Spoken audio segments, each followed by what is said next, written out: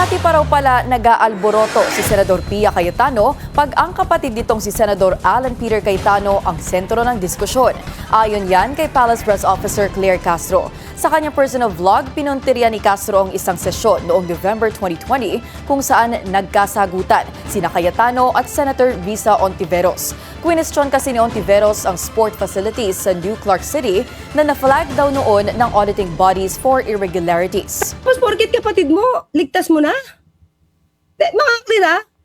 Sabi ko, ako hindi ko nga ito napanood halos eh. Ngayon ko lang nakita na ganito siya nagwawala. Sorry. Ganito pala siya nanggagalaiti. Ayoko naman nagwawala, baka magalit. Muling pumalag si Senador Pia nang i-anunsyo ng NBI ang investigasyon sa naturang sports facility sa Clark noong 2019 kung kailan organizing committee head ng SEA Games si Senador Alan. Intimidation daw ang ginagawa ng NBI ayon kay Cayetano. Pero ayon sa palasyo, kung wala namang kinatatakutan ng mga senador, wala raw dapat mag-react sa mga ito.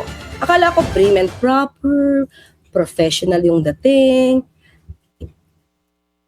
Kasi, ang dami-dami nagsasabing palengkera.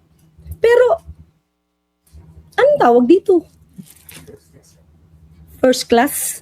Palengkera?